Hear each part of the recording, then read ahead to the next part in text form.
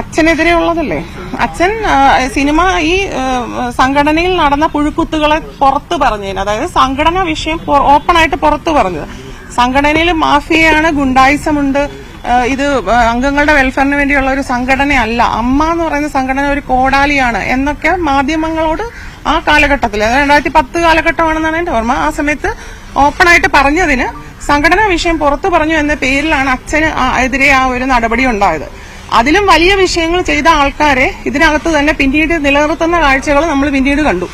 ഇപ്പൊ ഈ വിഷയത്തിൽ പോലും ഇത്രയും ഒരു വലിയ പ്രശ്നങ്ങൾ ഇതിലുണ്ടായതായിട്ടൊരു റിപ്പോർട്ട് വന്നിട്ട് പോലും അവർ വ്യക്തമായ രീതിയിൽ അമ്മയുടെ ജനറൽ സെക്രട്ടറി പ്രതികരിക്കാൻ തയ്യാറായിട്ടില്ല.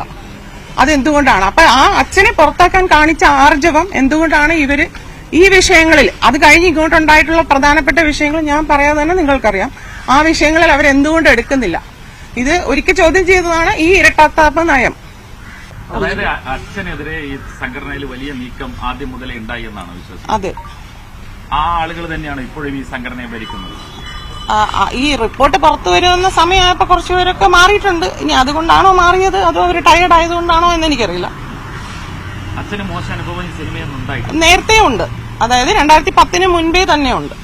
അച്ഛന് തുടർച്ചയായിട്ട് അവാർഡ് കിട്ടിയപ്പോ, അവാർഡുകൾ ഒരു 80 to 90s ഇടയ്ക്ക് കുറെ സപ്പോർട്ടിംഗ് ആക്ടർ, ബെസ്റ്റ് ആക്ടർ ഒക്കെ കിട്ടിയപ്പോ ആ അവാർഡ് കുത്തക നമുക്ക് പൊളിക്കണ്ടേ എന്ന് പറഞ്ഞുകൊണ്ട് ഇപ്പം ഒരു 3-4 പേര് ചേർന്ന് കൂടിയ ഒരു സംഘടനയാണ് ഈ അമ്മ സംഘടനയായിട്ട് പിന്നീട് പന്തലിച്ചത്. അച്ഛനെതിരെ സംഘടിച്ചതാണ്. അച്ഛന് ഒരു കാര്യമാണ് ഓഫ് ദ റീസൺ, അല്ലാതെ ഇവരുടെ മെയിൻ അജണ്ട ഞാൻ ഓൾറെഡി പറഞ്ഞു കഴിഞ്ഞു. അതായത് എല്ലാവരെയും just to keep them in line, ഒരു നിലയ്ക്ക് നിർത്തുക, അവരുടെ കൺട്രോളിൽ നിർത്തുക, അത് തന്നെയാണ് ഇതിന്റെ മെയിൻ അജണ്ട. ജാതിയുടെ പേരിലും നിലക്ക് നിർത്താൻ ശ്രമിക്കുന്നത് ആരൊക്കെയാണ്? അത് ഹേമ കമ്മിറ്റി റിപ്പോർട്ടിൽ ഓൾറെഡി പറഞ്ഞ വസ്തുതയല്ലേ, 15 അംഗ പവർ കമ്മിറ്റി വിത്ത് ഹിഡൻ അജണ്ട.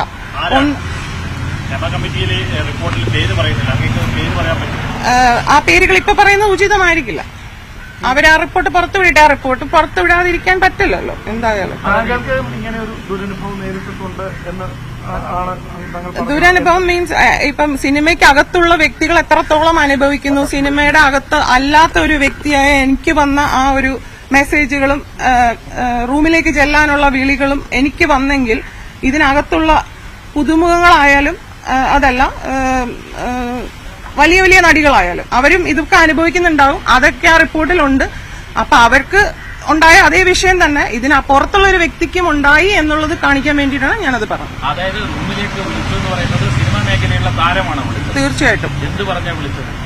അച്ഛനെ പുറത്താക്കിയതിൽ അച്ഛനോട് എനിക്ക് മാപ്പ് പറയണം, എനിക്ക് മോളോട് സംസാരിക്കണം. മോളെന്നാണ് എന്നെ വിളിച്ചത്. കാരണം ഞാൻ ചെറുപ്പം മുതലേ കണ്ടിട്ടുള്ളവരാണ് അവരൊക്കെ. അപ്പോ ഞാൻ പറഞ്ഞത് നമുക്കത് ഫോണിലൂടെ പറഞ്ഞാൽ പോരെ, അതിനെ നേരിട്ട് കാണണ്ടല്ലോ എന്ന് പറഞ്ഞു. അതെ, ഇദ്ദേഹത്തിന്റെ ഉദ്ദേശം മോശമായിരുന്നു എന്ന് പിന്നീട് ബോധ്യപ്പെട്ടു. പിന്നീട് വന്ന മെസ്സേജുകളിൽ നിന്ന് എനിക്ക് ബോധ്യപ്പെട്ടു.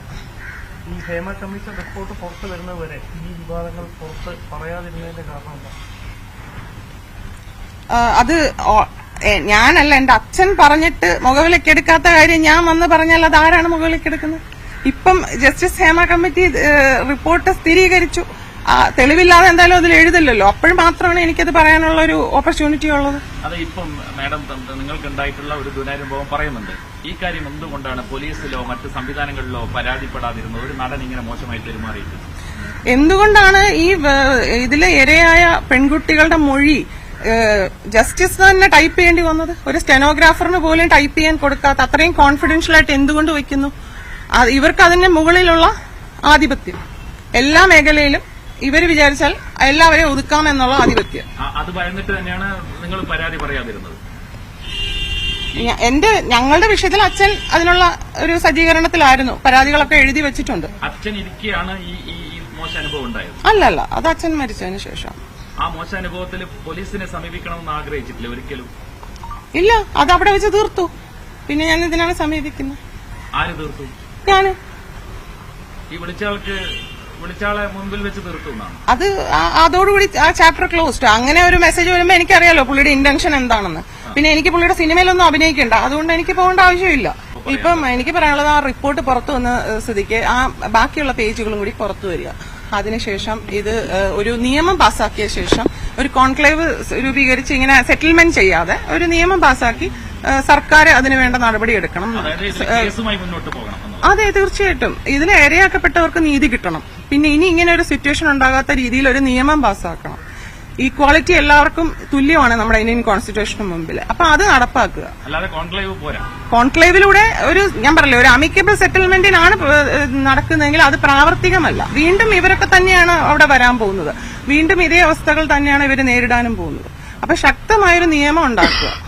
അതാണ് പേര് പുറത്തു വന്നില്ലെങ്കിൽ നിങ്ങൾ അത് വെളിപ്പെടുത്തുമോ? അത് ഞാൻ പിന്നീട് ആലോചിക്കാം.